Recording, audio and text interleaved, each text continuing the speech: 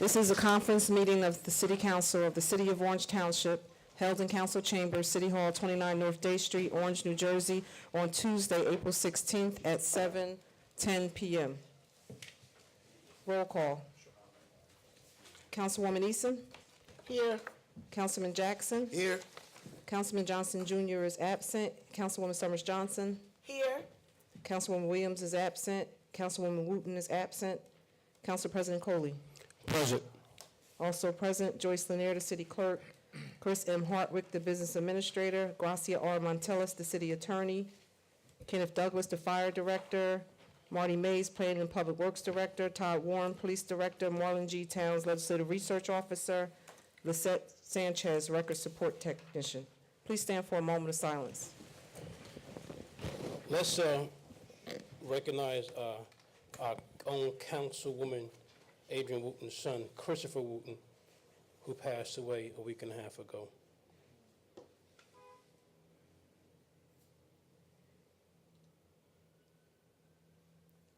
Thank you.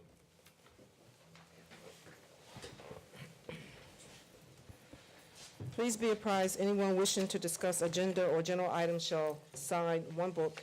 Each person signing the book will be allowed to speak for a maximum of 5 minutes. The requirements of NJSA 10:4-9 et sec, the Sunshine Law, has been met. A notice of this meeting was sent to the Star Ledger and published in the Record Transcript on July 12, 2018, posted on the bulletin board in City Hall, and filed in the office of the City Clerk. Director Matt arrived at 7:12. Finance Department. Matters of discussion. We have Mr. Joe McQueen, the liaison from PSE&G. Come up to the microphone.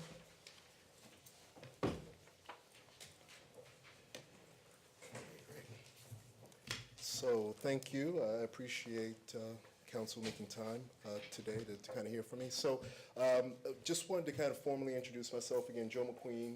I'm the new Regional Public Affairs Manager for the City of Orange.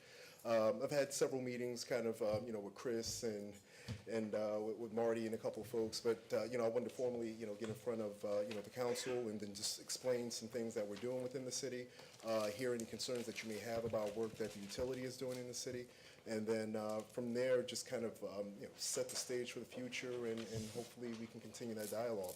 So just a little about me, again, I've worked with the utility 18 years. Throughout various capacities and customer operations and such before arriving in this position. Went to school, educated Hampton University undergrad, and did my graduate at Seton Hall University. And for the most part, growing up in Jersey City and also in Newark, I'm very familiar with with the area. I have family in East Orange and in Orange, so I'm very, very familiar with the landscape. With respect to what we're doing in the utility space, there's a lot that we're doing in the upcoming years. As you guys may be aware, a lot of stimulative spending around our gas infrastructure as well as some of the electric work that we're doing. And the goals around that is to help create a more resilient, dynamic, and capacity available system that helps the growth of the City of Orange as well as prepare us for any storms or any conditions that may threaten the reliability of that system. In part, we're aware that a lot of facilities that you guys have, our gas facilities, they are some of the oldest in the state. So we're trying to accelerate some of the replacements around that. The last thing we want to do is kind of dig in the street and have potholes that kind of that just don't remain, the trenches that sink and things like that. So we are in the restoration season. So, good news is that, we're now blitzing a lot of areas that we weren't able to get to during the wintertime, and we are taking care of that. If there's some spots that you feel that we're not paying attention to, please feel free to reach out to me. I'll be sure to give you my business card. In addition to that, we're looking at even spending some dollars here. Just to bring up some notes, I know with City Hall, our direct install program, which helps to identify energy efficiency opportunities and investments. We've committed $75,000 here to just this building alone that we'll be looking to help upgrade and modernize some of the equipment that's here. Also at the fire station, we've committed $32,000 that will be looking to address some of the facilities there. So, in total, we're looking at roughly about 110,000 that we're just replacing and installing new equipment to help reduce your energy bill and modernize, what you guys are doing here in the city. In addition to that, you may have heard about some upgrades, about new transmission lines and possibly or potentially a new station coming on board. Those discussions are still ongoing. We're still trying to locate a property, so there's nothing that's really finalized around that. But we are definitely looking to move forward, and once those plans are together, I'll be looking to hopefully bring the team and speak to, Chris and the council, whoever necessary, just to make sure that we're all on the same page with the right concerns with the community. Typically, whenever we make any big staple investment, there's a lot of community engagement with town halls, well, not town halls, but the workshops that we have, and just kind of community canvassing and engagement. So, that's one thing we're very cognizant of, and we make that a priority prior to, coming up with any relevant designs for that area. And above that, that's really it. I just want to kind of get a formal kind of introduction out the way, and if you guys have any questions or concerns, I'll be, Council members, any questions? Not right now, but we have your card just in case. Absolutely. Oh, so you left the card with the clerk, or no? I was making my rounds a little earlier before we start, but I'll make sure before I get out of here, I'll drop a stack. Okay, you for can just bring up here, Yeah. give it to the clerk. Thank you. Make sure. Thank you. Well, not a problem.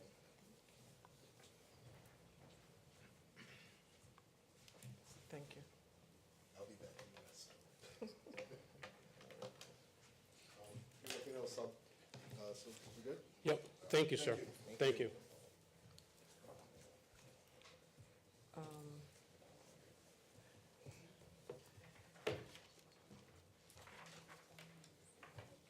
We're going to switch the agenda around. Any resolutions or ordinance on tonight's agenda that the council wish to discuss? Council members, any ordinances, resolutions?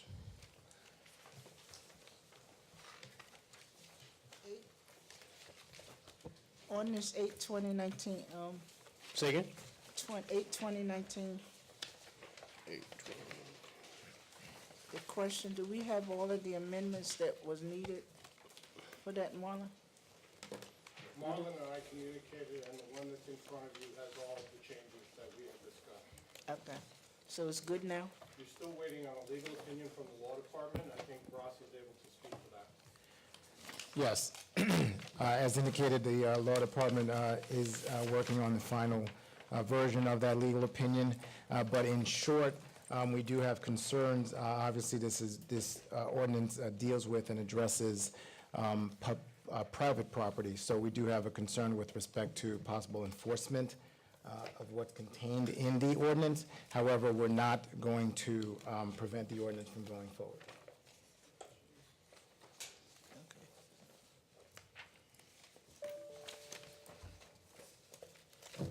Any others, council members? If I may ask a question about 19, was there going to be something that you wanted to express about 19-2019? That's the one about the tax exemption. An ordinance of the City of Orange to approve a tax exemption for a 30-year period for the Mount Vernon Urban Renewal LLC, as we discussed last night in the Finance Committee. Right, so we're going to hold the financial agreement. We'll bring it back to the agenda for the May 7th meeting. In the meantime, you have been provided, or the clerk's office will provide you with all of the backup information.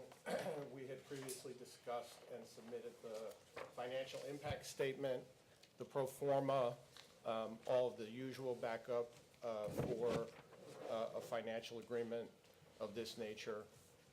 We are going to ask you to move forward. There's a resolution on the redevelopment agreement, but we'll deal with the financial agreement on May 7th. And in the interim, as we did with 377 Crane Street and the rec center project, we'll put a box on the front page of the website and put all the documents in there so that people can see them before the 7th. And for notice, the redevelopment agreement is at 136-2019.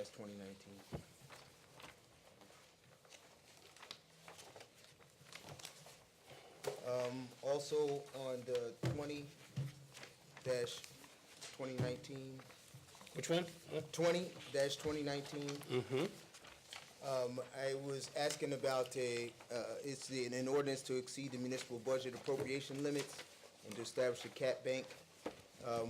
I was asking about an analysis of the need for increases and what would happen if we did not approve the appropriation limits, exceeding the appropriation limits. Well, that's really a question for the finance director. All right, thank you. Mr. Mapp will address it. I'm Adrian Mapp, Director of Finance. This is a statute that exists for the purpose of assisting municipalities given the cap on the appropriation. And the cap is 2.5%, but each year prior to the adoption of the budget, this ordinance is required to be introduced, which allows the municipality to increase that 2.5% up by another additional percent to take it to 3.5%. And there's a calculation that is done based on the level of appropriations in the previous year, with certain exceptions. For example, if the level of appropriation was $70 million, you would deduct from that what you paid for debt service, what you had in the budget for what is known as RUT, which is like the reserve that goes into your budget, and some other items. There's like 6 or 7 items that are exceptions and that are first deducted from the previous year's appropriation. Then you apply the 2.5%, then you apply the 1% to come up with the amount of the cap. Now, if you, after the adoption of the budget, and you did not utilize all of the amount of the cap, it goes into a bank, and it will stay there for use in any of the next 2 years preceding the year in which that ordinance was adopted.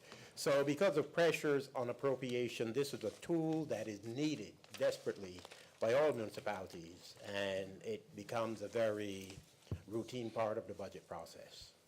And understanding that routine part of the process and that any that we did not use will be returned to the bank, could you describe maybe some repercussions if we didn't take this step?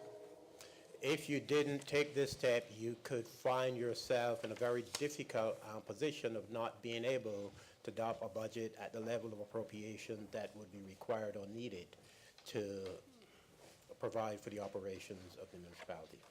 And that would include not just anticipatory expenditures, but current payments and things that we would have to pay already, that we already know we're gonna have. It certainly would include any and all items that will be considered by this governing body as well as the administration for passage as appropriations in this current year's budget. So we would have to reprioritize in a way, at least we'd be able to have to. It really speaks to the safety, welfare, and well-being of the community. And so it is a wise thing to establish this bank so that when you do need those funds, that they're there and wouldn't deny the governing body or the administration the ability to set the budget at the limit that is required for the ongoing and daily operations of the city. Now, in your experience, as you talk about maybe routine, can you describe maybe how, I guess, the percentage of municipalities around the state who utilize this step? I would guess probably 99.99%. Okay, thank you very much, Mr. You're Brown. welcome. Any other resolutions, ordinances, council members? Yeah. You wanted to speak on that particular one? No, because I hadn't finished and you took over, so let me go back and finish mine. I'm so sorry, I'm so sorry. Go You guys sharing the mic, I like that. My fault. That's all right. Excuse me. Excuse my impatience. 146, 2019. Where are we in the uniforms for the crossing guards? Because I'm assuming these are for different. The uniforms for the crossing guards are covered under the police contract that already exists.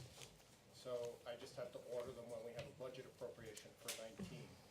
These are uniforms that are covered under the OMEBA contract, and we have funds reserved for this. So these are for new parking attendants? These are for, this one's for the parking enforcement officers, and next month you're gonna see one for code enforcement officers. The union contract requires them to wear uniforms.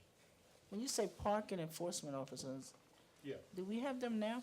no, we're moving some people around to give them parking enforcement obligations and responsibilities. I'm glad to hear that. I'll talk about that more later. So I'll hold it up. Okay, Chris, I'm done. Can I have a follow-up to that, Council President? Yes. Council President, to you, to Mr. Hardwick, through you. Mr. Hardwick, did we come to, and as well as to our clerk at the same time, did we come to, did this need to be on the agenda, this resolution? I don't think it does, but I didn't have an opportunity to speak to the QPA today. Okay. Now, ask, Ms. Lanier, did you have a chance to speak to Mr. Matt? I called down there. When I called, he wasn't there. Mr. Matt, and I'll just ask, Mr. Matt, the amount, is 1,600, you know, rounding up, $1,600. We were all wondering why I was on the agenda. That's a good question. It doesn't have to be at this limit. My position and philosophy is you don't bring anything before the governing body that you don't have to. And so this is a purchase that is at a level that doesn't require approval from the governing body. The quote threshold is $6,000, and anything that is $6,000 or above but less than the bid threshold, you need a minimum of 2 quotes. But for this kind of money, I don't think that this should be coming before the governing body. Now, the clerk raised a question to me that perhaps it was on there because it could be a cumulative amount. So have we done business with this company, and perhaps if we were to add up all their receipts, it would require us? So if you were to take that position, it is in the aggregate. So let's assume that when you add this to some other amount or amounts, let's assume you came up to, let's say, $25,000. Then the resolution before you should be for that amount of, you know, the aggregate amount as opposed to just this amount. So, As long as it's being, if it's to the same vendor. So it's to ratify that higher amount. I don't believe that this is in that, you know, category, and so we can certainly address this issue. But my staff is quite capable of, and if I were out to lunch or something, someone would have been able to provide an answer. We have what are known as transaction audit trails that will reflect all of the expenditure to a particular vendor in any of the last 12 months. okay, and just so we can get, you know, so that we're being consistent in what we're doing. So you can't answer if it's in aggregate. So in that case, we should. Well, if it was an add-on to an existing American Wear contract, then it should have said that in the resolution. Right, so this is a standalone, this is probably all that we spent, because we use American Wear for other, They actually have the contract for DPW uniforms. okay, So, and we lease those uniforms, and they come with, the contract comes with a cleaning provision. Most of the contracts, most of the uniform providers won't sell you uniforms anymore. They would like to lease them to you so that they can get the cleaning contract. so is this a standalone or a part of that? I don't know, I have to find out. We'll have to find out, because if, and there probably is, you know, American Wear, but an existing contract, if we are buying uniform from that same vendor, we can amend the contract. Let's assume there's a contract for $50,000. We could amend the contract to make it $52,000. I don't know that that is the case here, and this would have to be looked at. And, oh, thank you, Mr. Mapp. And with that being said, what would the best course of action be for this? At this point, you can't go wrong with a resolution, Okay, even if it's expanding the contract beyond what the original authorization was. At least now you have a resolution. So we'll do some research and find out why this was put on. It could be because of where it originated. The department might not be familiar with the process, Okay, so we'll check. Unfortunately, that person went on vacation, so I couldn't ask him today. and going forward, okay, Yeah. gotcha. I have a follow-up question, Council President. Yes, So Councilwoman. you don't know who put it on or why? Yeah, Could it be it- because there was bidding on it? That's what it looks like. Pardon me? It has 3 bids listed. Yeah, there's. Is that the reason maybe it's on? Well, they asked for quotes from 3 entities, but they didn't get them. We didn't know exactly how much the uniforms were going to cost when we actually put it together. Because these are new uniforms, so they had to be spec'd. Okay, Right, we don't have any parking enforcement personnel No, or no, no. uniforms. I'm just a little, I guess, confused about how it got on the agenda. Nobody knows or why it got on there. Well, I know how it got on the agenda. It came up 1:30. from planning through Mr. Mobley because he's doing some of the parking day-to-day, and then to Mr. Mays. And if you look at the certification of funds, you'll see his signature there. Okay. thank you, thank you. Yep. All right, council members, any other resolutions, ordinances? I'm good. Councilman Jackson? Thank you, Council President. Yes, sir. And anyone who's interested, there are some items on page 6 and 7 of the bill list from American Wear, if you'd like to look at those. So we're on 147 now? The bill that you said? No, I just was adding on, we were wondering what kind of contract, whether it was a cumulative measure of If we're this being redundant. resolution, and I just noted that there were some already on the bill list from American Wear for uniform maintenance fees and some other items on page 6 and 7. Yeah, they And do it didn't police appear that- uniforms. Excuse me? They do the police uniform. Yeah, well, I heard the Public Works, they do the. Yeah, they yes, do all yes. of that, yeah. So, just another, just more information. I didn't want to bring that up as part of my bill list inquiry. I just was noting that. But I did want to ask about 135, just an explanation on the record. It is a resolution rescinding the adopted redevelopment agreement between Orange and REAC Urban Renewal. But one different question, it was explained that they didn't receive some of what they were supposed to get, a tax credit award, and that's why the agreement is to be rescinded. But I wanted to ask about the street, because they were gonna pay for the street repairs, or are we gonna move forward with repairs to that street? No, until we find out? It's on the list, but there's no reason to do it based on the activity and negotiations that are currently underway Okay. with additional entities. There will be a redevelopment project on that block. Okay, And it makes no sense to pave it and then allow $100 million worth of construction to go on around it and then have to pave it again. okay, thank you. And there was one other that is, well, actually, it's a series. It's 139, 140, 141, and 142. They are for resolutions retaining or authorizing the services of council. And if we can have a summary of these cases and what's going on, we would appreciate it. I had to be closed session. Yes, I know, but I just was making a request. Well, I April think you're 24th. going to have a closed session on legal issues. You're going to discuss the date for that. Yes, If you look at 139, 139 is simply a reassignment of matters from one attorney that's no longer with the city to an outside law firm that handles workers' comp matters. And then the other resolutions are in keeping with what the council has requested us to do, which is when a matter is assigned to a law firm on an annual basis, or more frequently, if we need to, we get a dollar authorization to go with that defense for each case.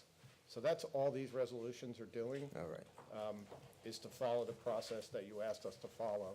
And at the closed session, you'll get an update on every case. All right. Thank you, Mr. Hartwick. That's all I had, Council President. Council members, any other Council, ordinances, resolutions? Council President? Yes, Councilwoman. 127 is going to be withdrawn, and it will be brought back at the next meeting. 127.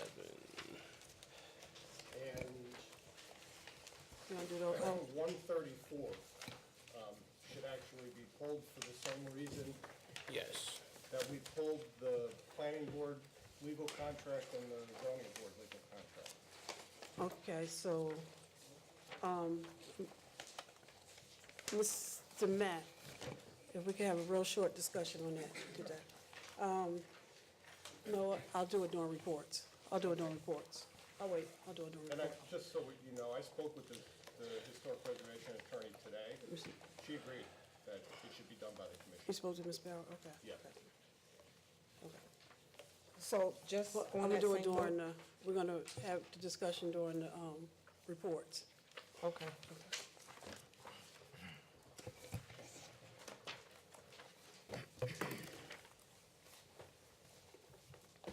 That's it. Any others, council members? Is there a motion to adjourn? Motion. Second. Motion by Councilwoman Easton, second by Councilman Jackson. All in favor? Aye. Aye. Any opposed? Meeting adjourned at 7:36.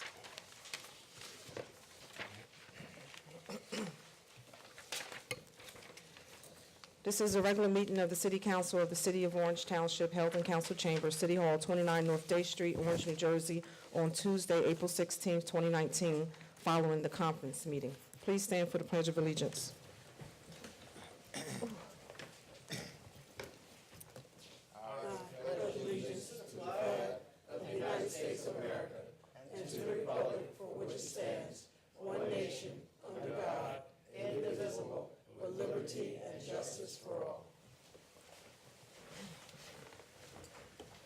Roll call, Councilwoman Easton. Yes. Councilman Jackson. Here. Councilman Johnson Jr. is absent. Councilwoman Summers Johnson. Here. Councilwoman Williams. Present. Councilwoman Wooten is absent. Council President Coley. Present. Also present, Joyce Lanier, the City Clerk. Chris M. Hartwick, the Business Administrator. Gracia R. Montillis, the City Attorney. Kenneth Douglas, the Fire Director. Adrian Matt, the Finance Director. Marty Mays, Planning and Public Works Director. Todd Warren, Police Director. Marlon G. Towns, Legislative Research Officer, and Lisette Sanchez, Record Support Technician. The requirements of NJSA 10:4-9 et sec, the Sunshine Law, has been met.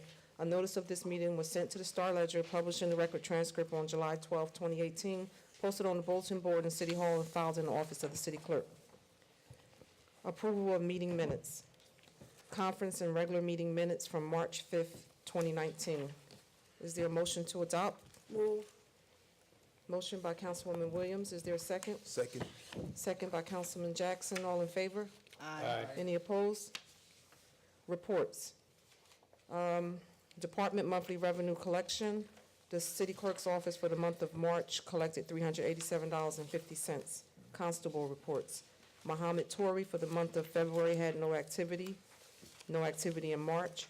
Richard Noisy for the month of March worked a monthly meeting on the 2nd, and 10th and 17th did church security. Darrell Brody had no activity for the month of February or March. Oprah reports. For the month of March, there was 170 received. 162 were completed, and there are now 8 pending. Council reports. We start with the Finance Committee. Thank you, Council President. Finance Committee met last evening. And in terms of myself, Councilman Jackson, Councilman Johnson Jr., Business Administrator, Mr. Hartwick, our City Attorney, Gras Montellis, and Senior Clerk Quinn Fields. First discussion we had was regarding the budget, and I'm going to have Mr. Hartwick make a statement regarding the budget. Yes. Want me to keep going, and then you come back? Okay.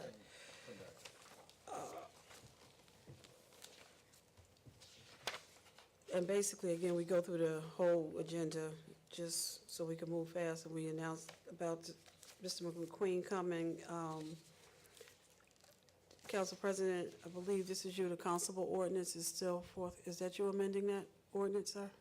Yes, it's still being worked on, and we should have it at the next meeting. Okay. Mr. Hartwick also discussed, about online payments, but you'll include that with your signature. I am not discussing. Not yet. I haven't gotten there yet. If we're still here at 11 o'clock, I'll be disgusted.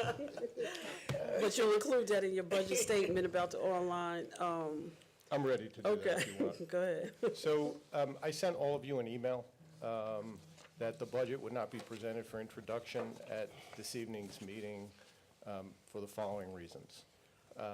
We have a draft budget that's still over the tax levy cap, so it requires a line-by-line review and additional meetings with department heads.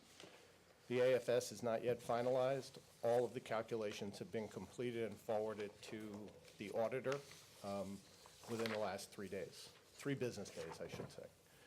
Salary calculations for all employees, when I wrote this, were not yet verified, and I received an email today that indicates that the majority of the calculations have been either verified or reconciled.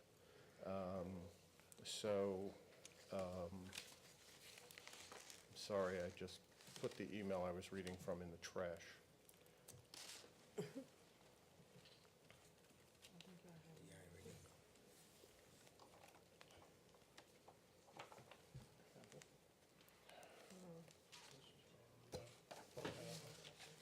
Your name is Senator, you got it?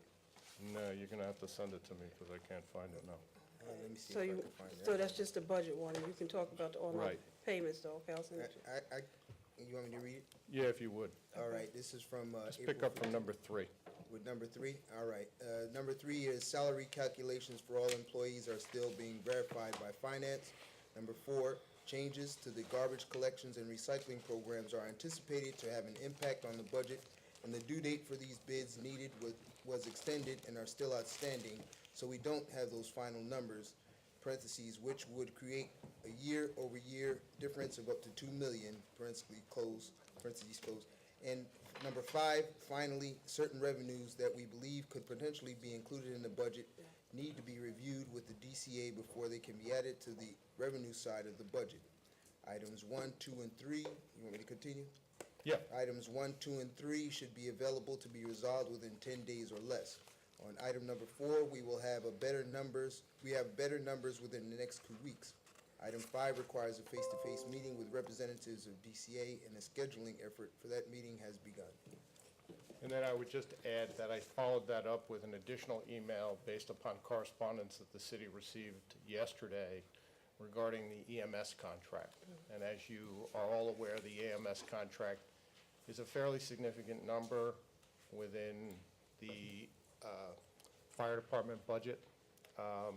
And there have been some developments in connection with the litigation and that contract award, which we have to work out, and they will have a budget impact. And we're not exactly sure at this stage what that budget impact will be. And you'll get more information on that in closed session because that is a litigation matter. And you did online part. Right, and then, we often focus on, or we get asked things that are on the negative side, but on the positive side, we will be prepared by June. Actually, we're prepared now, we just want to test the module for all online payments. We have set up the Edmunds system online payment module. We have a website page for the online payment instructions and disclaimers, and we're testing that both inside the network and outside the network to make sure that it functions appropriately and is easy to follow.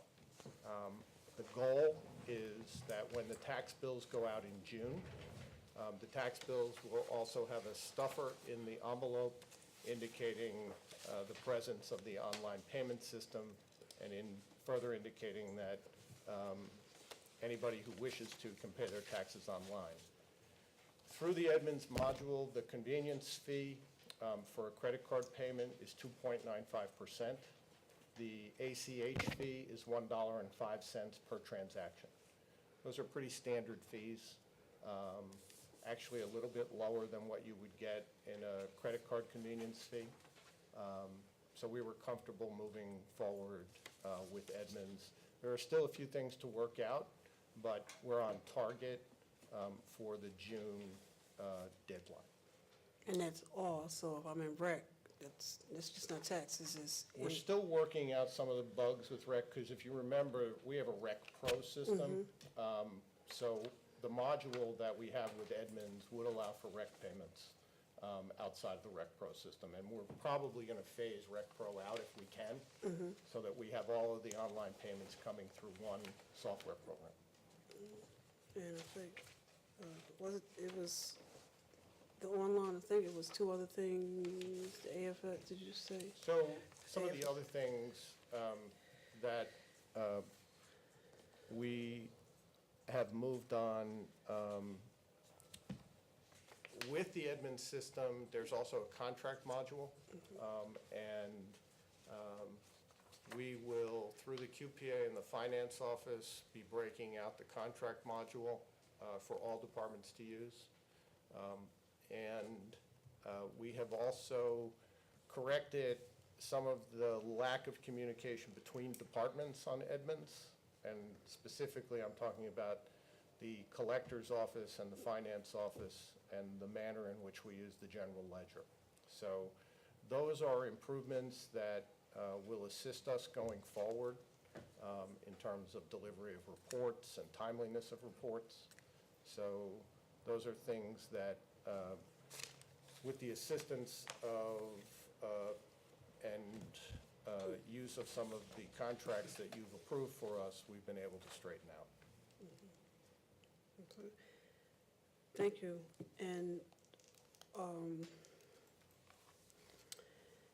And then you already said April 24th would be the executive session, and then going. I didn't say a date only because I wasn't sure that the council had confirmed it yet. No, the suggested date was Right, April that's right. 24th, and just waiting for council president's approval, and then Well, it's going to have to be by majority vote here, what's going to be best for everybody. no, I mean, but say, so we can suggest, If put the it. clerk want to poll the council real quick, if Oh, we the can- I just wanted to make sure you wanted to go forward with it, 7 PM. No, it's fine by me, but let's poll the council real quick if that works for everybody. I'm on spring break that week, I'm not doing And it. and it's personnel and litigation. You going down to Fort Lauderdale? Yeah. You going too? Cotton Mill. I'll make you down there. So, is Does it have there? to be that soon? That's soon because there's something in the litigation. So you need it immediately? Well, there are things happening in certain litigations that you need to be apprised of before they actually actualize. And we could do it, by memo, but I think it's better to do it in person. And it's before that first meeting because of, And Settlement Councilwoman set. Easton, the 24th is no good for you? The 24th is no good for you? Not right now. Is it possible that that we might be able to appear by phone or conference? to listen in? Yeah. Okay. We could do conference. There are no restrictions on our ability to do that. Cool. Because if, just in case I'm not available, then I'd like to at least appear by phone. So me personally, I'd rather, have a face-to-face. I mean, that's me personally. I mean, it's just say if one person's not here, you can bring whatever, y'all call it the Bring the start octopus, tax yeah, on to up. start thing up. But like if Councilwoman Easton call in, Councilman Jackson, you I'm were. not calling in, so I'm gonna say you don't. No, he's just saying, like, if you wanted to. Yeah, yeah. Through you to our business administrator, is it something that urgent that has to be done next week? I mean, we can't vote on it until the next council meeting, right? So there, the week after, there are, and I can say this without divulging any attorney-client privilege, there are mediations scheduled, and we want the council aware of what's going to happen in those mediations prior to it happening, so that you don't feel blindsided when we come back after the mediation session and tell you where we are. Is it 30th too late? I was just about to say that, We- we could do the 30th. Yeah, we could do that. But we call, Yeah, wait a could we minute. do the 30th? But Excuse me, I'm just saying, Councilwoman one Lee. second, Council- Excuse me, let me finish. Let me finish. Councilwoman Easton, yeah, go ahead. Yeah, could we move it to, are you available the 30th? Yes. Could we do it the 30th instead? Well, there was another piece to this, which was they had requested the report from the consultants that we hired You confirm with them. to assist in the finance office in the absence of the CFO. And we had confirmed with them their availability for the 24th. I would have to go back and see if I could move them to the 30th. Would you mind doing that, please? I'll see if I can get them. Thank you. All right, then we have to come back and do it, because we can't, we can Well, keep, while we're here, can we just do a quick poll for the council, if the 30th is good, and then the BA just have to, confirm with, this, entity? 30th is good for me. good, 30th is good for me. okay. 30th is good for me. We'll make it work, 30th. Thank you, Madam Clerk. That's good. Shouldn't you ask the person who's giving the report? Yeah, that's, Should you ask the person who's giving the report? Well, hopefully, Yes. and it's at, He over here on the phone like we're Calling them. I'm on TV. so I can keep going until he confirms with them. okay, thank you. Going to the agenda, 8/2019, ordinance 8/2019 is okay to move forward. The Finance Committee is recommending moving forward.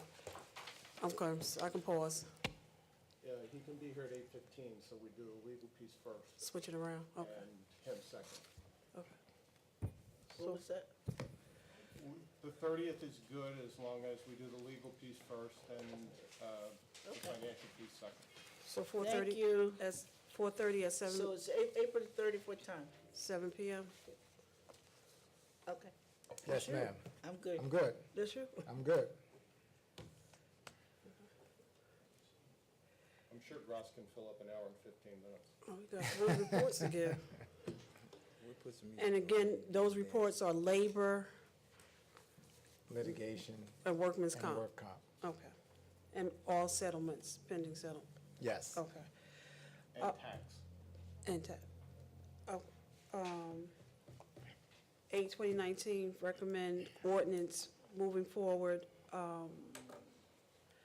And just for clarity, the amended ordinance was published, Ms. Lanier? Yes, Saturday at the Star Ledger. Thank you. In the sports section, I heard. I doubt if it was in the sports section. It was in the sports section, right? It was in the sports section. Why, I don't know. Was it a display ad? No, it was a public notice. Yeah, if they publish it as a display ad, they can put it anywhere in the Okay. newspaper. 12/2019, I think we're going to keep the public hearing open, Right. and amendments are to be made. 15, 16, recommend moving forward. 19, we're going to recommend postponing to the next meeting. 2019, and I think you discussed and said that everything is going to be uploaded. 2019, recommend moving 14. 127, is that the one to remove? That was withdrawn. 128 through 133, Finance Committee recommends moving forward. 134, 2019, Mr. Mapp. And just, and Mr. Hartwick. 134, okay.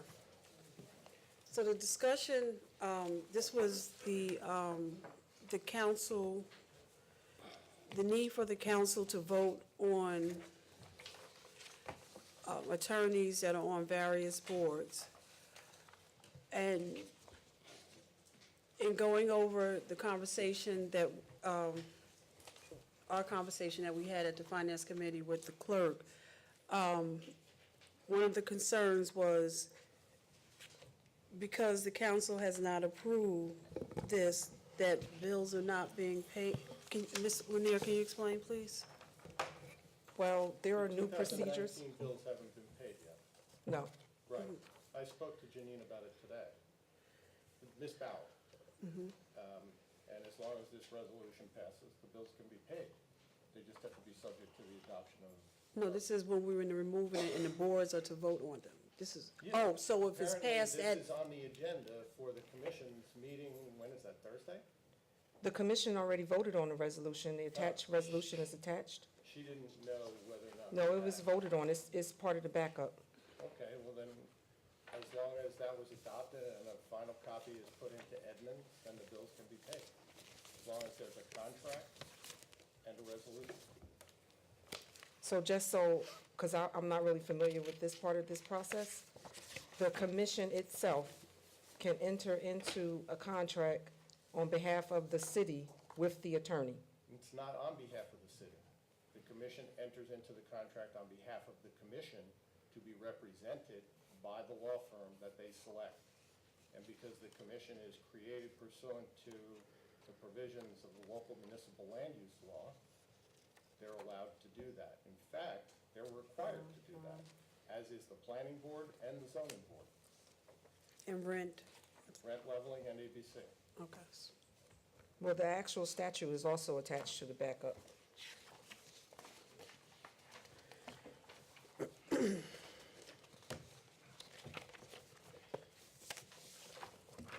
And so we're just trying to make sure we're doing.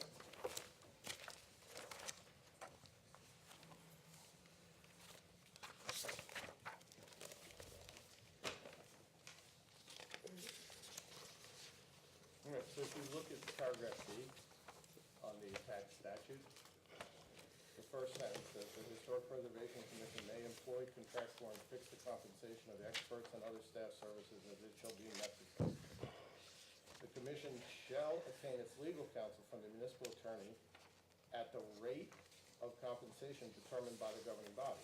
Governing body only determines the rate. Unless the governing body by appropriation provides for separate legal counsel for the commission, which we have every year. Expenditures pursuant to this subsection shall not exceed, exclusive of gifts or grants, the amount appropriated by the governing body for the commission's use." So the way you've set it up, the commission selects the attorney, which they did, right? And the city provides for the appropriation in the budget. All right. Thank you, Mr. Beal. So all boards, as long as we appropriate, they approve. Right. And, you know, there's a reason for that, which is that you, the council, don't have any idea what procurement process was followed. So you can't very well adopt a resolution where you're not in control of the procurement process. If I may add, I agree with what has been said so far, but the procurement process still has to be followed. Absolutely. And I see no evidence in the attachment that speaks to the procurement process. But it's not, so we're pulling this, so when it goes before that board, it needs to have, and you're talking about the availability of funds and what that would have to be for them. Is it a fair and open? Is it a non-fair and open? It's a professional service contract. Well, so it needs to be fair and open or non-fair and Or open. non-fair enough. And when they go to vote on it, everything needs to be attached at their meeting. They've got to follow the local public No, contracts law. And here's a hint. All of the zoning board, the planning board, the rent leveling board, the ABC, and the Historic Preservation Commission all do non-fair and open contracts for their attorneys, Which is perfectly fine, which is perfectly fine. Just so everybody knows. but they still have to submit the paperwork, Chapter 271 form, you know, political contribution disclosure, and so on and so forth. Through Edmonds? No, through Edmonds, right? Well- No, I'm just joking. No. Whatever the process is that the administration goes through, that's the process that all these contracts for the different boards should go through. But that's one of the things you're talking about through the, everything will be in Everything should be that. scanned into Edmunds so that when the bills come in, it's all right there. Okay, so are we in agreement to pull it? Yeah, we have everything. Okay, so it'll be pulled. Council President, if I may, Councilman Jackson. just as a former member of the zoning board and the planning board, they actually interview several people. They come before and interview, and then they make their choice based on those interviews. And vote. Yes, and vote. Well, I guess sometimes, yeah. But at least that's what we did on the zoning board, certainly. And I think the Historic Preservation Commission did that originally too, didn't you? Yes. All right, so if 134 is to be pulled, I'm sorry. What is it? To be pulled, 135, recommend moving forward. 136, you were just going to discuss while we're holding the ordinance that we can still move forward with this. Start with. I said it earlier. Okay, By moving on the redevelopment agreement, there are certain things that the developer can do.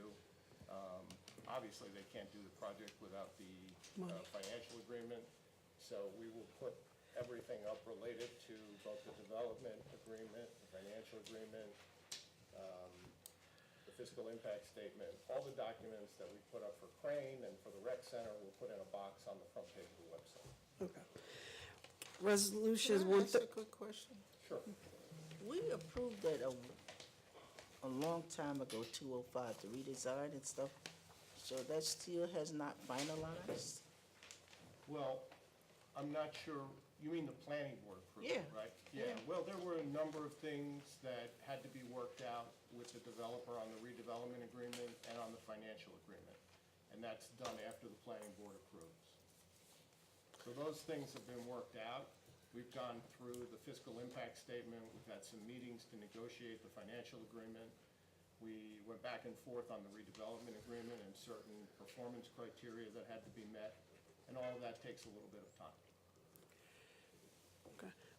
especially when I've got 18 other projects of a redevelopment nature that are in one form, or I should say, at one stage or another of negotiation. 137 to 142, recommend moving forward. 143, 2019, there's an amendment on the desk. 144 to 147, 2019, recommend moving forward. 148, 2019, the tax anticipation notice were discussed already. 149 to 150, recommend moving forward. 151, 2019, I have that there was supposed to be additional documents to be provided. Oh, you did. There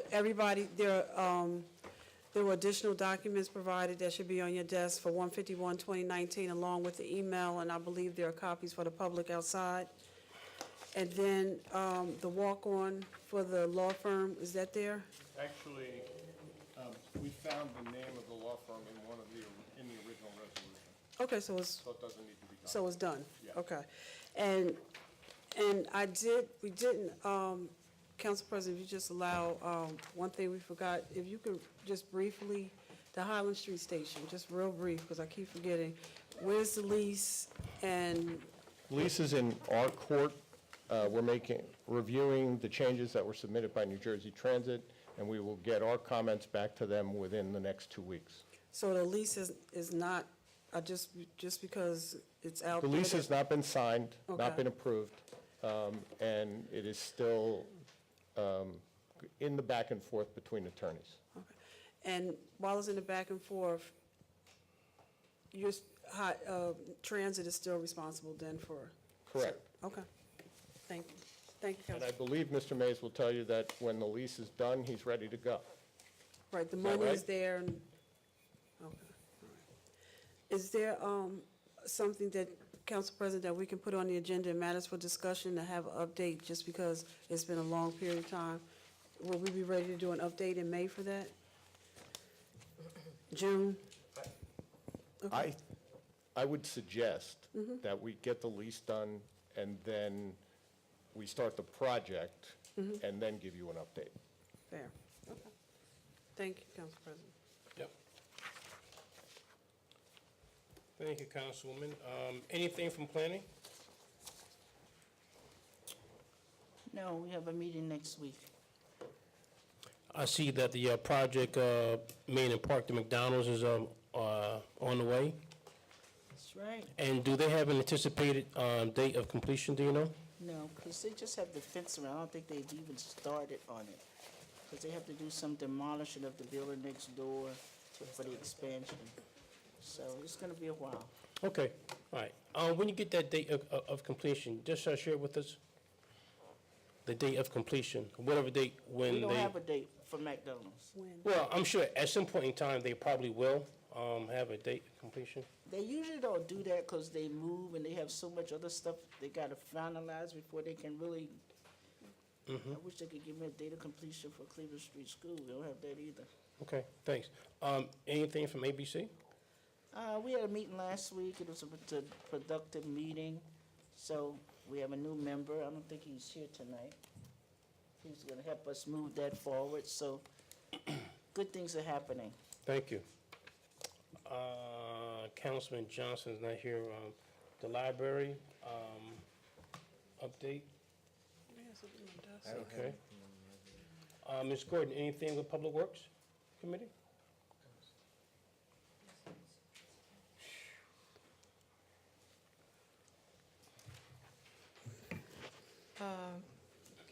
The Public Works Committee met on the 9th,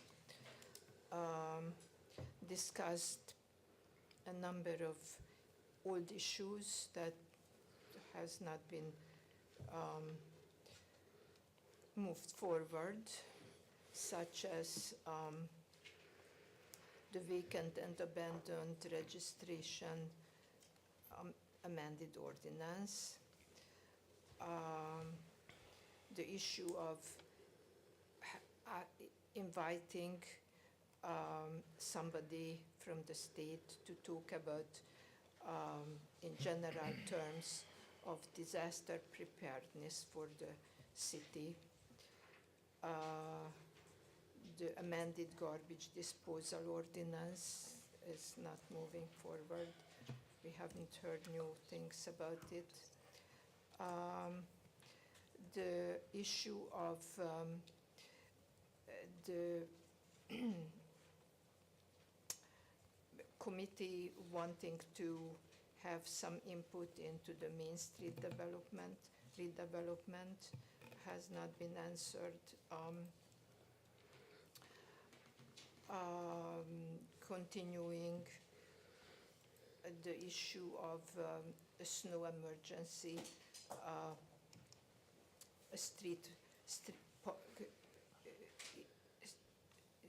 moving the cars that are parked on the streets during that time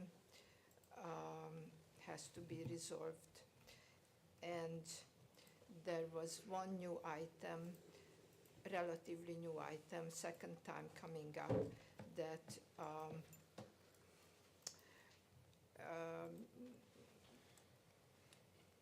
the city could or should, and whether or not it is feasible, to establish a refuse recycling center. This item has been discussed now a second time, and I will be apprising the council how this goes.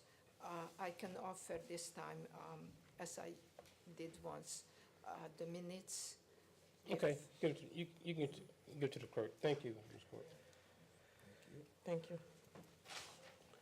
Council President, may I ask Ms. Gordon a question? Yes, Councilwoman. Ms. Gordon, I didn't, for whatever reason, I talked to Ms. Carroll, and you weren't here, and that June 1st is the date set aside for the citywide cleanup. And that's going to be a citywide cleanup along, and we're doing it as we did last year with the city of East Orange, And any date? June 1st. June 1st. And what would you like the committee? We'll talk about it at the meeting, but I just want you to get the date down. Okay. Okay. Okay, nothing from housing. Director Warren, please.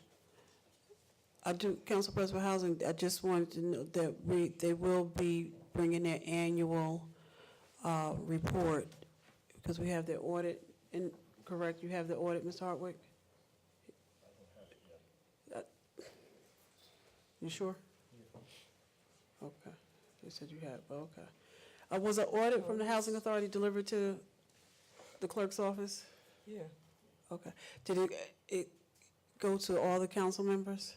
yes, How did it go to the council? Email? if that's the document that they sent. It was an email, we talked about this the last meeting. Okay, so audit can we report. just verify, and if not, resend it, make sure Mr. Hart will get, and then they'll bring their, think they're set for the first meeting in May, Council President, to do their, and it should be both the, Housing Authority and the Orange Housing Development Corp.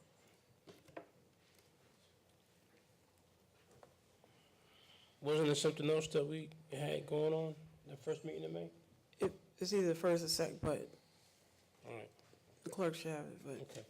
Thanks, Director. Good evening, Director Warren, Director of Police.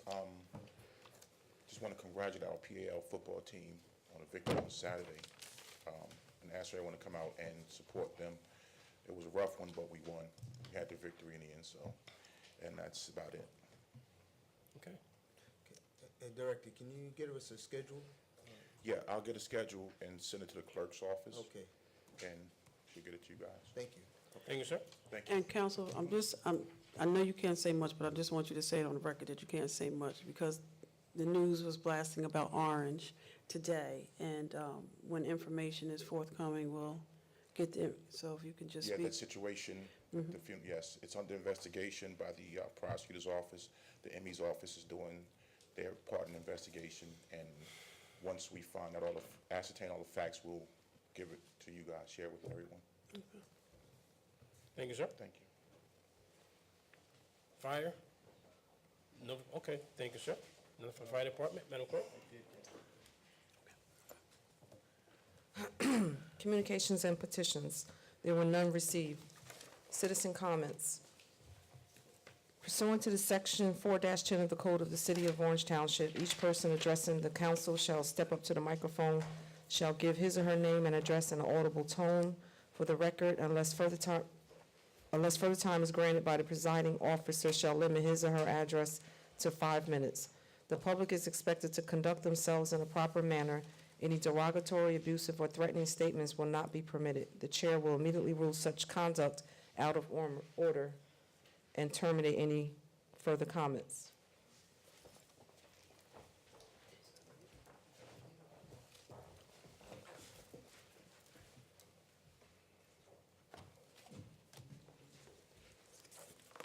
Thank you, sir.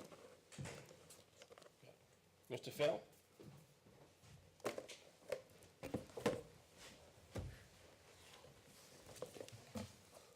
Good evening. My name is Jeffrey Feld. I am a local business person, attorney, and a mortgagee whose local business address is 268 Main Street, Orange, New Jersey. As my custom, I submitted various heads-up roadmap memo and a supplemental memo with exhibits with various questions, which I incorporate here by reference. Again, on behalf of my family and my employees, we send out our condolences to Councilperson Wooten, because there's no words to describe the loss of a child. This coming weekend, for many of us, will be either celebrating Passover and Easter, and we wish you to enjoy that with your family, with your families. You know, both holidays celebrate liberation, freedom, betrayal, resurrection, rebirth, and also Hillel's golden rule, which Jesus continued to use. Yesterday was Patriots' Day in New England, celebrating, you know, Battle, Lexington and Bunker Hill. There was the tragedy in France with the cathedral burning. And yesterday also, there was an opinion issued by the Appellate Division talking about liberty and the importance of the trial courts to protect the liberty of various people. The reason I say that, because today at 4 o'clock, I was notified that that Judge Stetcher has scheduled a hearing for tomorrow at 2:30 on the state's motion to dismiss in Feld 19 all claims against the state executive branch with prejudice.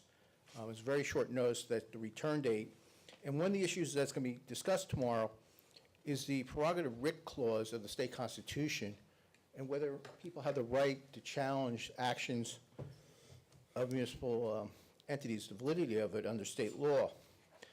One of the issues that's going to come up, and it's, a lot of things is like transparency, that I need to make certain representations to the court as to, one, events that occurred since the filing of the complaint. One of it is the status of the Main Street with condemnation powers redevelopment plan. We've been told there was an investigation, but the public's never been really told what the status of that investigation was. Is that plan valid? And two, last week when I was walking down the street, I started seeing that there was work being done on the Bank of America property, and I had to report back, and I need to, and I've been asking the city to notify the court whether a closing occurred, since they filed the motion to dismiss, whether the city has acquired and transferred the properties, and whether they refinanced the transaction. Because one of the issues that's going to be discussed tomorrow with the state is that Justice Albin in 2015, in a case involving neighboring West Orange, said that the Supreme Court was declining to rule on whether you needed local finance approval for the issuance of certain bonds in connection with redevelopment areas. And that's sort of the issue that we have here, whether you need the local finance board approval. And that'll be heard tomorrow. Last Friday, there's an issue. You need to investigate whether the city complied with the oral directive of Judge Stetcher to supply a certification regarding the FBI subpoenas. That's all I'll say. You need to investigate that. The calendar year 2019 budget, enough said. We don't have one. We just get promises, and we need to know where we are. Also, since the last meeting, I discovered that YouTube, suddenly on YouTube, certain calendar year 2014 and calendar year 2015 city council meeting videos appeared again. Bill Lewis talks from the grave. He talks about the umbrella purposes of the Finance Committee. I mean, they're not focusing on what they're doing. I also tell everyone to look at the April 21st, 2015 meeting where I was removed from the podium. And certain council people said, lock him up, lock him up, lock him up. It's there. You can see it from its history. As to the bill list tonight, there's certain bills there for transactions. It looks like the POs are from 2018. And as to the Lamb Kretzer, they're talking about litigation with a docket number from 2008. I don't know how long they are. Also, about the FBI subpoena, on the bill list, there's payments to the Critchley firm, and there's questions as to the disclosures that still have to be made by certification as to the dates of the subpoenas, when they were received by the clerk, and when it was received by the agent. Because this afternoon, the clerk did send me an email. It wasn't a certification of certain dates, and the council needs to look at it. I think Mr. Jackson got a copy, but the other council members should see it, the discrepancy of the dates. But also look at the bill list, because there's certain payments. I just have one more question, is why we were paying the Chamber of Commerce Phil, thank you, payment sir. for Councilperson Williams, and it's not paid before the city? Why are we paying her individual council membership through the Black Chamber of Commerce?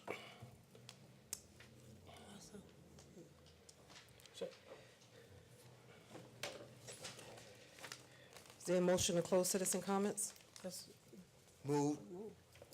Motion by Councilwoman Williams, second by Councilman Jackson. All in favor? Aye. Any opposed? Council comments.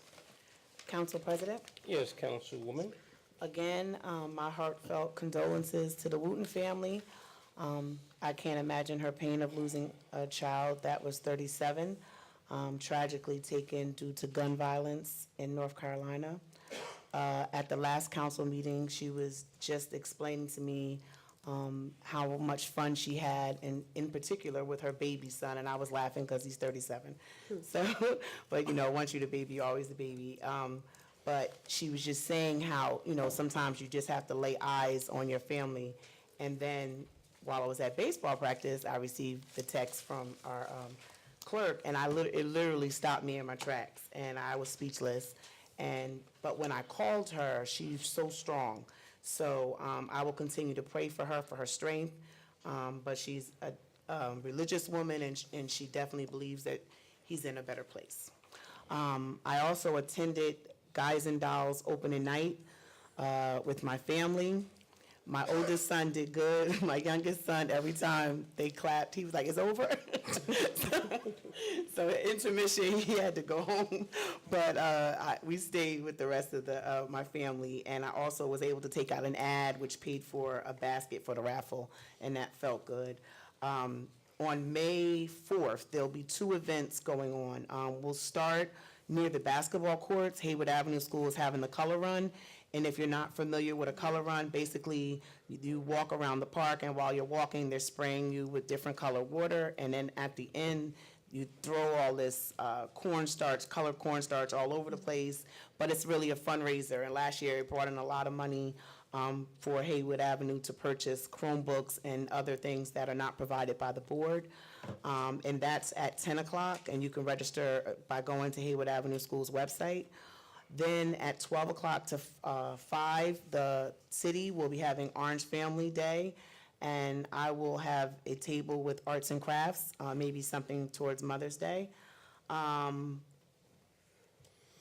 week I was able to walk with Public Works Director Marty Mays on McChesney Street, just to let the residents know that we were going to be paving and repairing the sidewalks and the curbs, and it was just a good feeling to be able to give them some good news. They've been waiting for a long time, like many streets, but it was good to be out there. So I promised to walk with Marty when he's in the South Ward. And then April 25th is my next South Ward community meeting at Our Lady of the Valley Church, but on the Nassau Street entrance, 650 Nassau Street, and that's open to anyone, whether you're an Orange resident or someone that is concerned with things going on in Orange. The directors come and they answer the questions on site.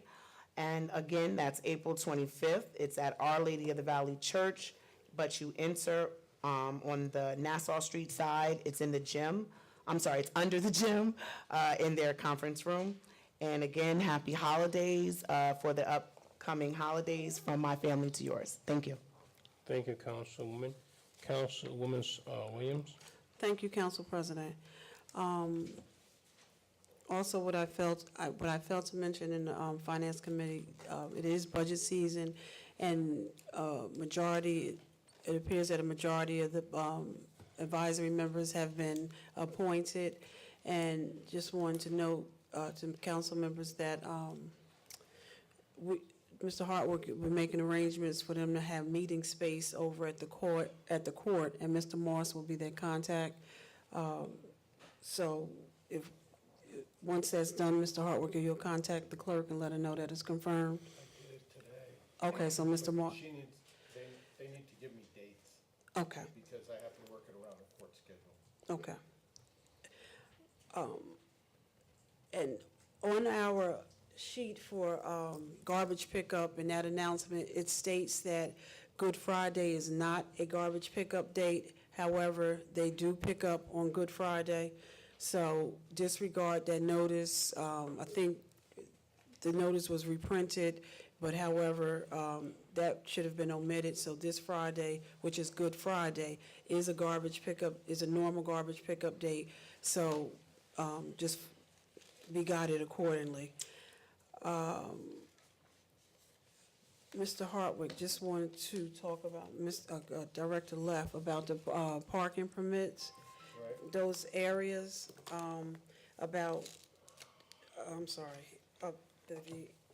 being enforced, 'cause I'm getting calls about areas with the parking permits and everything and not being enforced. Well, the only areas that there is currently an order of no enforcement is Oakwood Avenue, Okay, because the signs are not out yet. Oakwood Place, because Right, Oakwood Avenue? Place and Okay. Oakwood Avenue. Okay, And then Washington Street, okay, for the reason that was discussed at the last board meeting, last council meeting. The signage is not accurate, and people were getting tickets because they didn't have any signs. okay. So just want to, make the, and then, I'm sorry. go ahead, I'm sorry. That's right, and also Russ Monica Court is Okay. still on the no enforcement list because of the parking issue that we're still trying to work out with the owner of the lot across the street. Oh, okay. Mental, I'll wait till you finish real quick.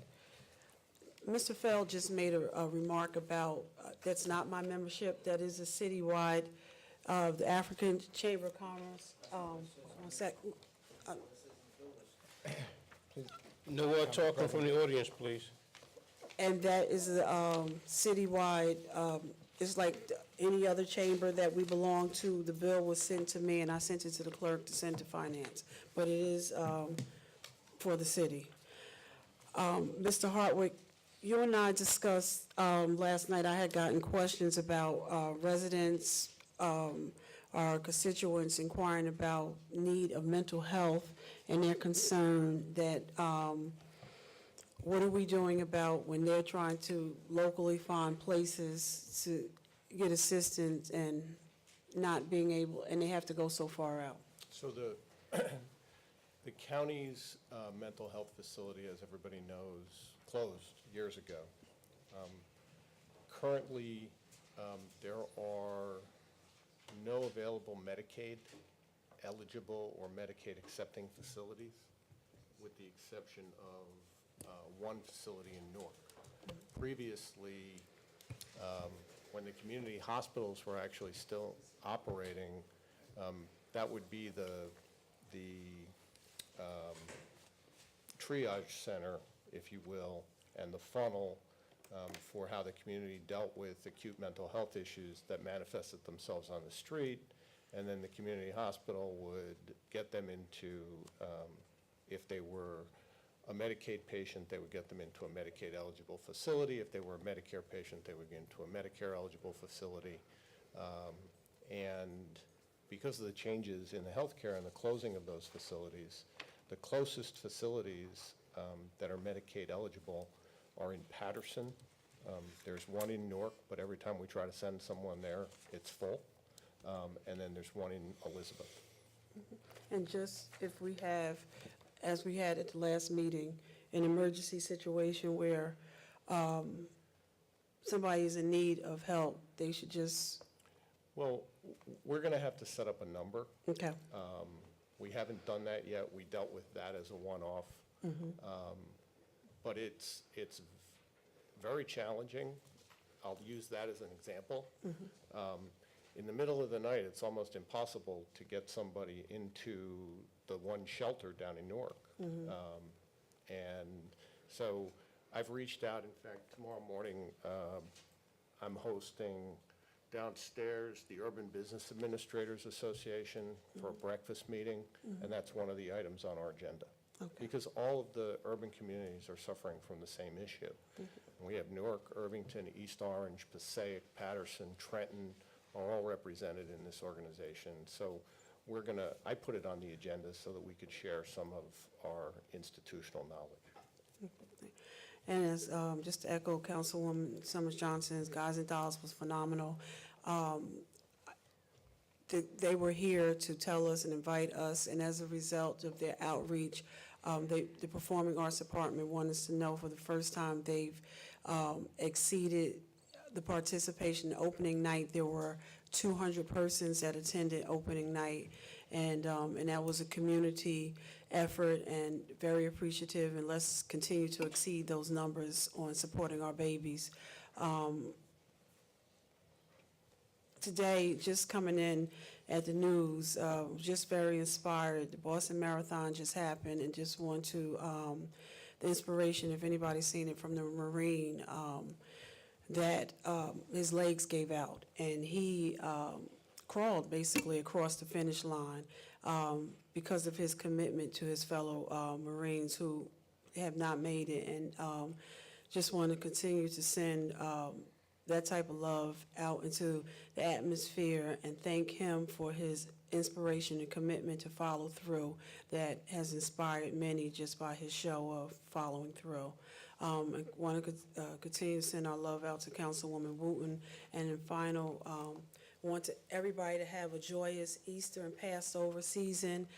And as a reminder, this is Holy Week, and many of the churches, I know I attend St. James AME, and starting tomorrow for us, we'll have service all through this week up until Easter, and encourage and invite, open invite that if anybody doesn't have any plans and they're looking for a place to have service, again, I don't say Matthew, they're doing several service, but if you can get to Newark, please join us at St. James AME every night at 7 o'clock. And on Thursday is our Morning Thursday service at 7 o'clock as well. And on Friday, we do a service, the 7 last words, and that starts at 12 noon to 3 o'clock p.m. And then regular 3 services on Sunday. Thank you, Council President. Thank you, Councilwoman. Councilwoman Eason. First, let me wish everybody a happy Easter and a safe travels to wherever they are going. And it is Resurrection Sunday on Sunday. Hope as many that can go to church. And Good Friday, St. Matthew's will have their traditional 7 last words starting at 12. We have Marty Thursday also on Thursday night. So we're local, you can walk there. And tomorrow we have 11 o'clock Bible study and noonday service. So if you can't make it Sunday, you can go on Wednesday. Okay, wonderful. Also, no food? Huh? No food this way? No Sure, food this time? they even give you lunch. Okay, that's fine. Yeah. And Just making sure. also on April the 28th, I'd like to invite, we are celebrating education. So we're inviting all teachers, if you're in the educational field, principals, superintendents, anybody that wants to be honored and prayed for, please attend our 9 o'clock service. Our pastor does one group each month, and this month it is educators. So please come out and support educators. Councilwoman Jamie Summers Johnson. I will be there. 9 o'clock. I also attended Guys and Dolls. They do an excellent job in their performance. It was an excellent performance.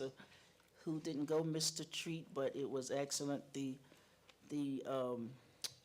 students were very enthusiastic. They did their parts well. And the young man that's always just one of the stars, he's going off to college, so this is his last year there. But it was a great production. And I want us to continue to support our young people. And I think one of the things is we don't advertise enough, but this year they did a lot of advertising, which was great. I have another concern, and I'm bringing it forth tonight because I'm hoping there is some legislation on the books, or if Attorney Towns can put something together and do some research. Parking for employees on Main Street. Some years ago, we litigated that employees that work in those stores cannot park in the metered parking spaces. Venus.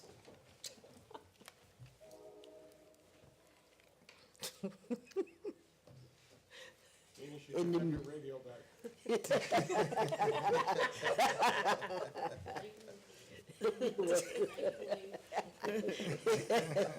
You're welcome.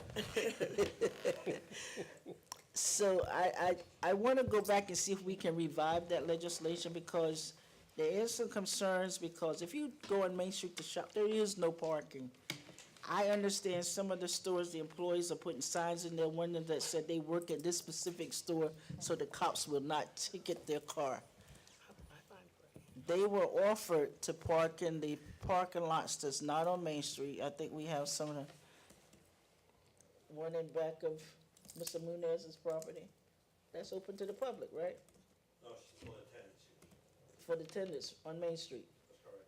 Right, so they can park there, they can park at M&T Bank, but we need to get the employees off of Main Street so that the people that want to shop can shop and the merchants can make some money.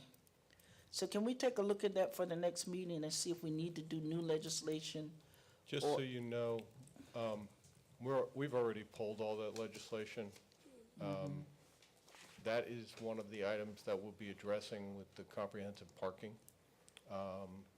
And we're well on our way to being able to present that at the end of May. So A new ordinance or? it's a comprehensive parking plan that will be accompanied by several ordinances. In the meantime, can we find out what's on the books now so that cops can enforce it? There's currently an ordinance on the books that suggests that employees park off of Main Street. Because I know when Councilwoman Peters was alive, that was one of her hot topics, parking on Main Street. So that's why the legislation was put in place. Also, we don't have anybody from Recreation here, do we? We had an Easter egg hunt, not a hunt, but Easter eggs baskets was given out at College Park. And I'm gonna suggest when we do our budget this year, if we're gonna do something, we gotta do it better than that was done. We gotta plan in advance, and we gotta make sure it's something that helps our city and makes us look good. It was sad to see what happened out there on Saturday. It came up all at once. They put it together, but we gotta make sure that if we're gonna do something and, for the city. One of the other questions I had, there is soccer at College Park.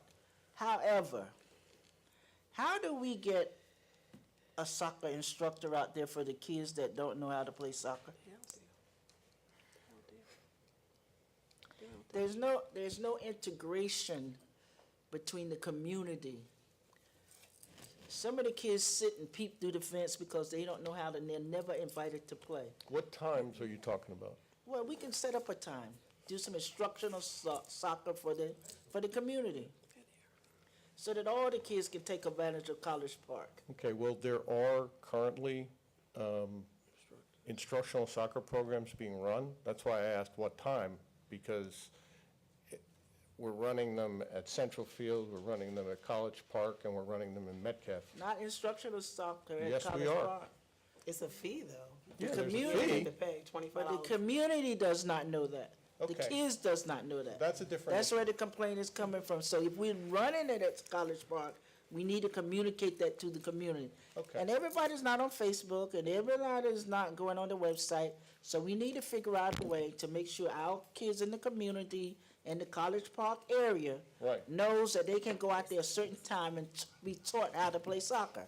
Are these, because we have gone into the Cleveland Avenue School and recruited through the Cleveland Avenue School, just as But we that's not have over in- there anymore, it's over in the valley now. Well, yeah, but the people are still from that area. Yeah, but they don't know that you offer instruction. I'm just saying, we Okay. need to do a better way of communicating and somehow get that out to the community that there's a certain time they can come out and they will get instruction from a qualified soccer instructor that can teach them how to play the game, form a team, and they can compete. All right, well, let me see what I can do. I have to speak to Keith and Wendy, and I'll get back to you on the 7th or before. Okay. And that's all I have. Thank you. Thank you, Councilwoman. Councilman Jackson. Thank you, Council President. I attended, condolences to Councilwoman Wooten, of course. Certainly, her peace and strength is important to us all. Hopefully, she's finding some of both. I also wanted to talk about Guys and Dolls. It was a great performance. I went on the closing night, and it really inspired me how everyone was all in, how, they had the professionals who were playing who were the orchestra for the performance. And I was having flashbacks from when I was in the stage band as a young buck.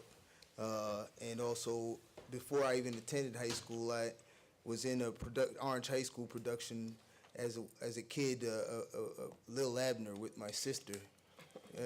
And you know, it was my sister and my brother, and, you know, it was just being around the big kids. I thought I was on Broadway, basically. But, you know, just thinking, Lil Abner, like 1971. No, I was one of the little kids in the country from Little Old Orange, 1971. That was a long way back. But just thinking of the tradition of performances in that auditorium and how they took it to such another level with the sets were amazing. And it was just a great performances. The singing, the dancing was good, the singing was good, and the acting was very good, and it was very entertaining. Also, the costumes and, you know, the wardrobe was very good as well. It was definitely something that I would like to see again. I'm looking forward to their next production. I also attended the Orange Board of Education meeting on the 9th, and they presented their budget at the meeting. I'm not going to try to present their budget here before you, but I look forward to their presentation before us. There are some interesting numbers and figures, and it's something that's going to be very interesting, I think. Even though they get most of their funding from the state, I look forward to hearing what they're doing. I also encourage you to look. They had one slide that showed graphic representation of expenditures of Orange and other Essex County districts, and it's on the New Jersey Department of Education Taxpayers Guide to Education Spending. You can go online and look it up and see how Orange compares to other municipalities, how we compare how much we spend per pupil. That's the New Jersey Department of Education Taxpayers Guide to Education Spending. Also, and an update for one of our stars, I just recently visited Willington Prevalon at Rutgers during the Rutgers spring game this weekend. And he is an award winner from the Big O Booster Club from a few years back. He's getting ready to finish well, he's a senior now. Hopefully he'll graduate. I'm not sure if he's graduating on time this year, but he's definitely working hard, moving successfully through college, and is projected to be a starter on the defensive line this year. So if you get a chance to see Rutgers play, know that there's some tornado power on the defense. Other than that, springtime, Easter time, it's a good time of year. Everyone stay safe. Enjoy the rest of your month and the summer coming up. Thank you. Thank you, Councilman Jackson.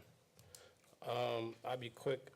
I just want to publicly extend my heartfelt condolences to Councilwoman A.J. Wooten at her time of bereavement.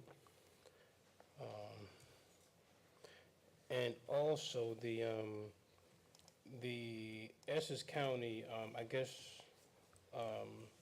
through their various departments, they sent out this brochure with their spring events. Madam Clerk, do you have this? Yes. Do you mind posting this on our website? Okay.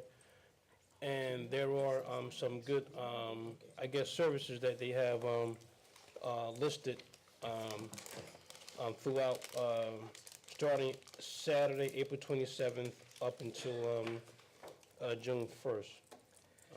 Some good services.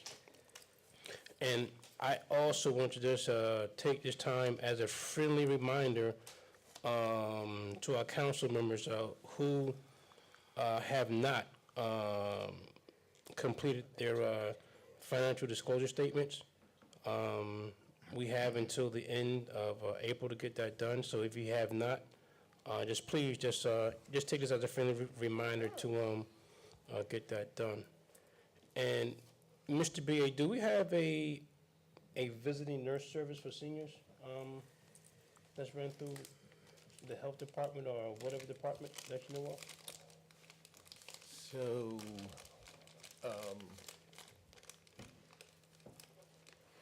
I'll have to get back to you. Okay, because I met someone who said that they was running that program, and I just want to know if that is true.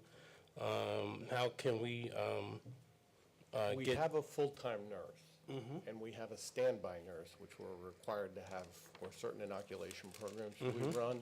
And I believe that our nurse does go out on senior calls, but I don't know that it's as formalized as what you're referring to. Okay, So I have to check. all right. And the City of Orange Shredding Day, that's Saturday, April 27th. Let's not forget about that. All your papers that you have, bring them to the back of City Hall parking lot. I believe that started at, I think, 9:30, I believe it is, and get that done. That's all, Madam Clerk.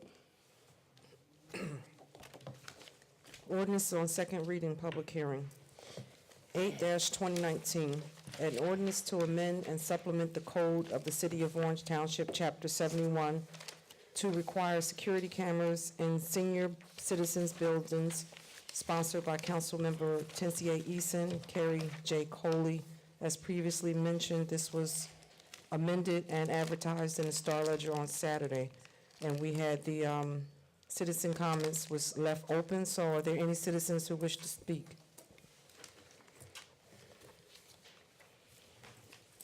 My name is Jeffrey Phil. I'll give you my address.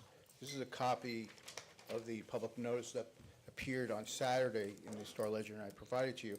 But can someone tell me how I can tell what are the changes from what you approved on first reading to what's on here? Because also on Friday, when I went to the clerk's office, the ordinance that was in the packet did not bear the signature of the city attorney approving the form and validity of it. I'm just trying to find out what are the changes from first reading to second reading. You can't tell from this document. And if the amendments were published on Saturday, is that sufficient time notice? Do you have to give more than, Sunday, Monday, 3 days notice, or do you have to give a little more notices of what the amendments are from your first reading? That's a procedural question. I just can't tell.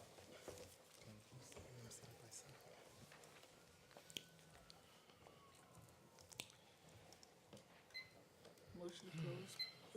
Motion to close public comments? Oh, is there a motion to close public comments? Sorry. Motion by Councilwoman Eason, second by Councilwoman Williams. Yes. All in favor? Aye. Any opposed?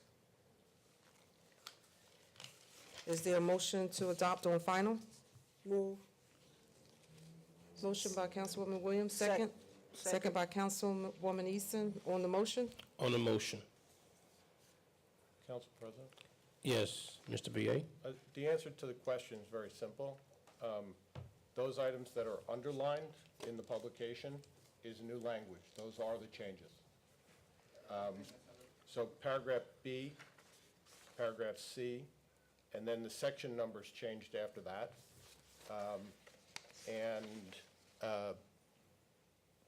It's basically additional language that, in consultation with the Legislative Research Officer, we suggested to make things a lot clearer to the building owners. Yeah. I thought that's how it was published, but I wasn't sure. Roll call. Councilwoman Eason? Yes. Councilman Jackson? Yes. Councilman Johnson Jr. is absent. Councilwoman Summers Johnson? Yes. Councilwoman Williams? Yes. Councilwoman Wooten is absent. Council President Coley? Yes. 5 yeas, motion passed.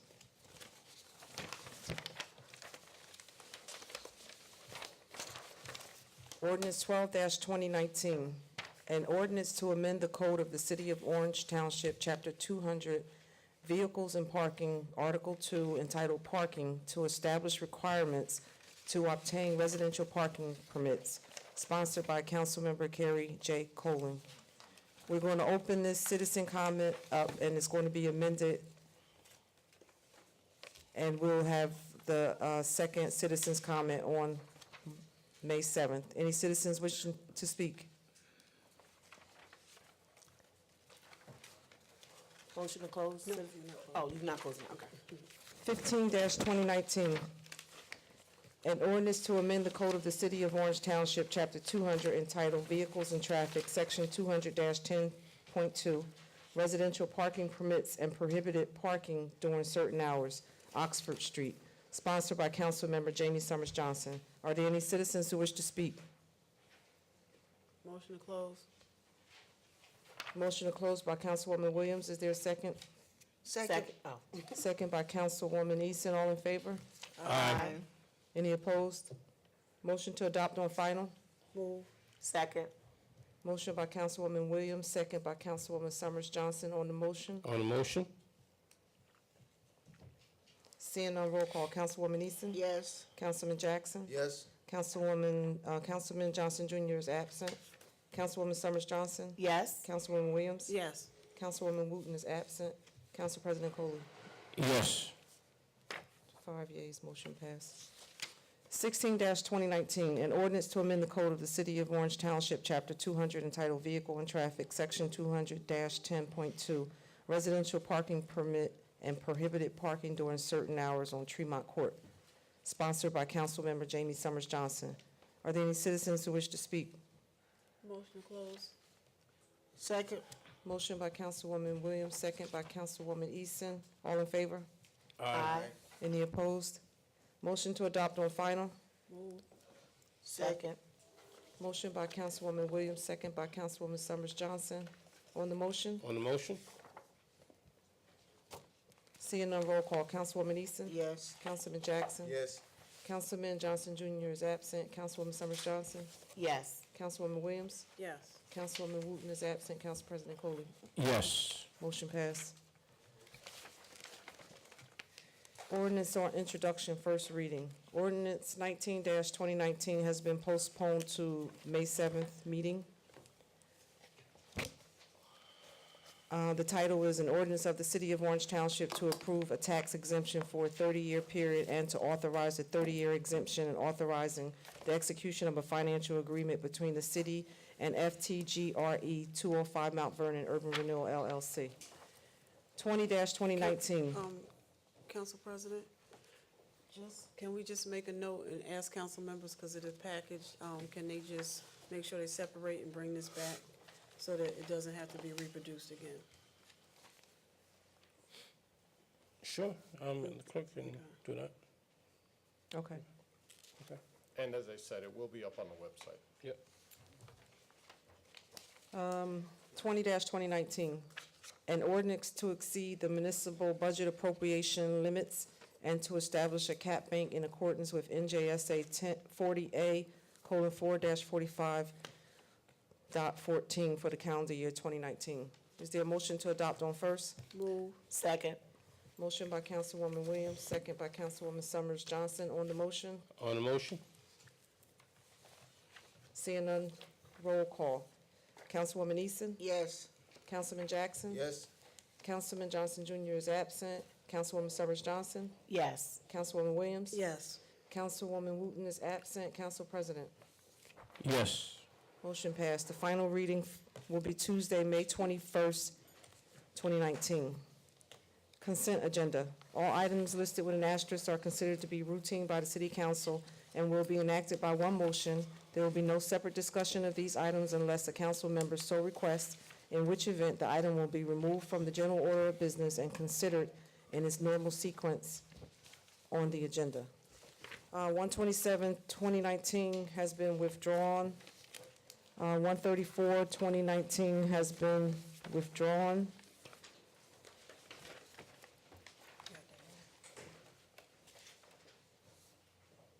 Are there any other items the council wish to remove for a second vote, separate vote?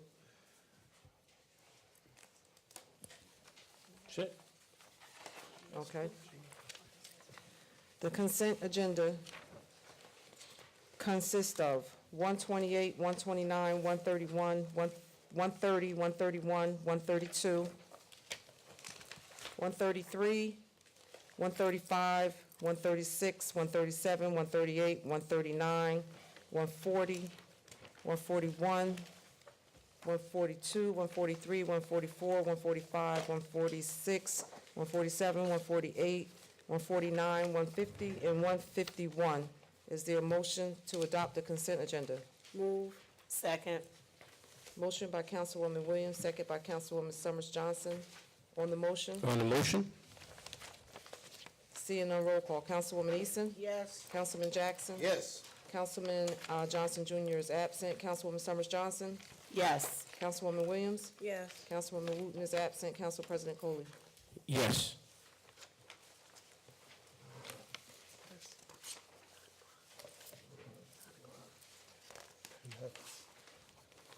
Is there any other pending business? No. Is there a motion to adjourn? Move. Second.